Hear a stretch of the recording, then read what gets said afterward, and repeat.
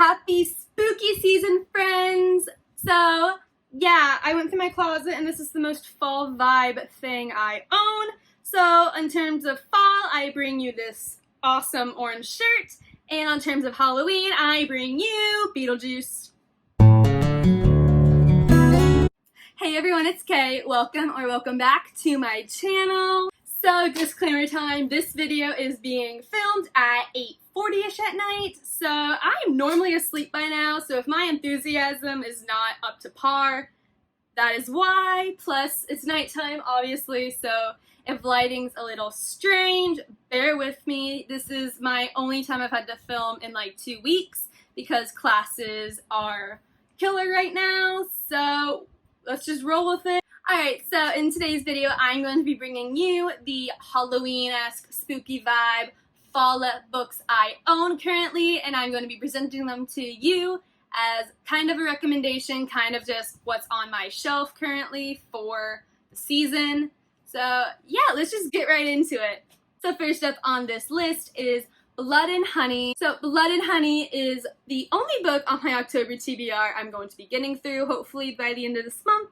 This is the second book in the Serpent and Dove trilogy, and in this, I really can't say much because A, it's the second book in this trilogy, which means a lot of spoilery stuff has already happened, and two, I'm only like 21% into this, so I really don't know what's going to happen yet, and we're just rolling with it right now.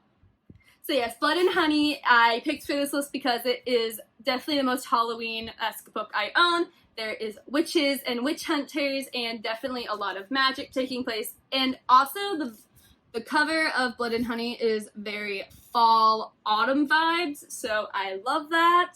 And I feel like a lot of people on BookTube and the book community in general who want to read this book already have. So I'm a tiny bit late to the game, but I am enjoying it so far. Like I said, I'm very early into it, but so far so good, and I'm ready to have time to read. And now next, we have one of my most anticipated releases of 2020, and if you remember back to my May through August anticipated releases video, which I will link below, we are bringing back the Redpoint Crux finally, and oh my goodness, I am so excited to have this book right now. Shout out to my grandma for ordering it through Amazon because that's the only place I could find it, and I'm just so happy to get to it. And this is definitely the perfect spooky read. And before I even go any further, look at the cover. Oh my goodness, the chapter title images are all point shoes, and oh my goodness, I love that so much. Okay, so the Redpoint Crux is a Phantom of the Opera ballet retelling, and yes, oh my goodness, yes! Our main character, Megan, who has just been kicked off the US Olympic climbing team, which is very intriguing in itself. Anyway, so she joins the Corps de Ballet because she has no money, no income, and she wants to improve her agility and strength in order to hopefully join back the climbing team. And as she is working in this ballet theater, she is starting to notice that a lot of her fellow ballerinas are becoming sickly and thin and just dying in general, you know, like you do. And along the way she meets Bellamy, who is living in the theater, which I'm assuming we'll figure that out as I read.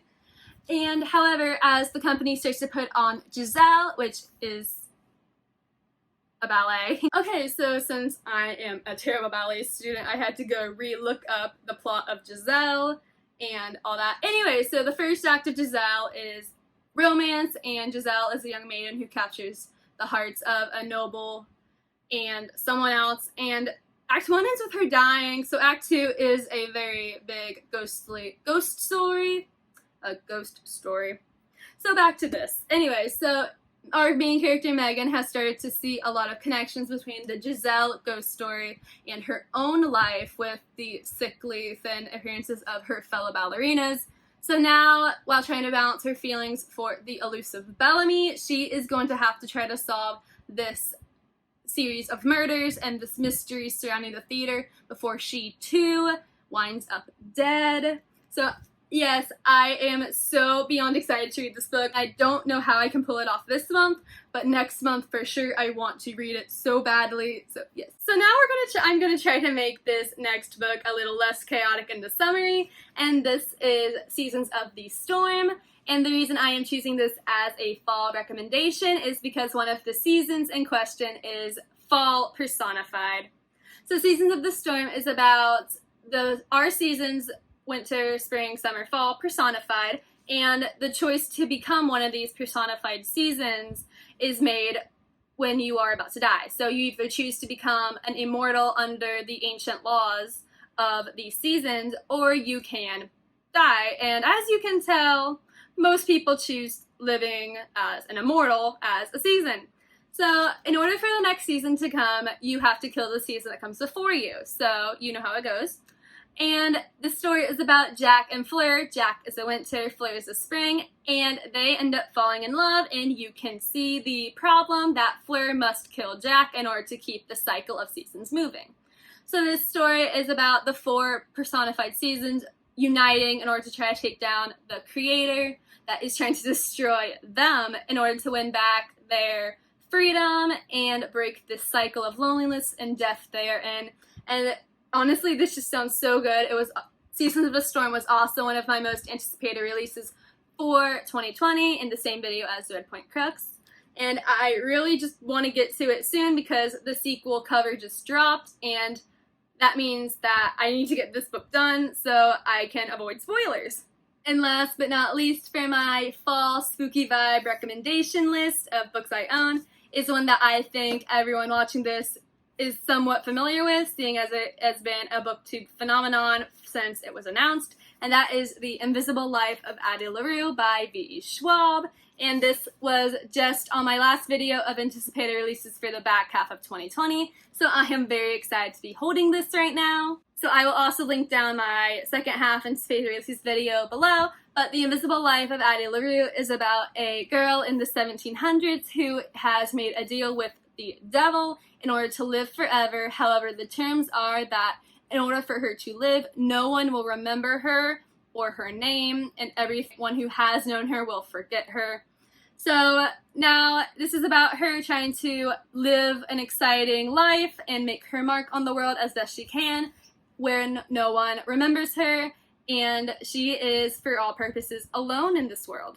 So 300 years pass, and she ends up walking into this hidden bookstore, and she finds someone who does remember her name, and from there the story ensues.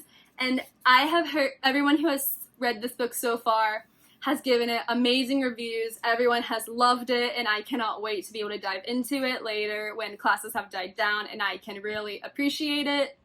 So I'm very excited for that. And also, I love the end pages. Like, they're very simple, but I do love them. It's very classy. And then also on the front, I have the birds, and I've seen that these birds, I think they're crows. Is that crows? They might be crows. I don't know. Anyway, I've seen that kind of makes a theme, and since it's on the cover, I'm assuming it is. So yes, I'm very excited to read The Invisible Life of Addie LaRue, and I'm very excited to be able to read the rest of these at whatever point I'll be able to. And that concludes my spooky fall vibe recommendations that I had on my shelf. Thank you all so much for watching and bearing with me as I attempted to film at night. Let me know how I did because, we'll see. Let me know in the comments below if you are a night owl or early bird. I am curious to know because I personally never feel productive at night. Night's not my thing. I want to just be asleep at night, and I get more stuff done in the morning. So yeah, just let me know that fun tidbit about yourself in the comments. And if you have any super cool fall spooky vibe recommendations, leave those in the comments too. I want to know more. If you want to see more of me, hit that subscribe button, and my socials are linked below. Until next time, I'm Kay. Thank you so much for watching, and I really hope to see you soon. And until next time, bye!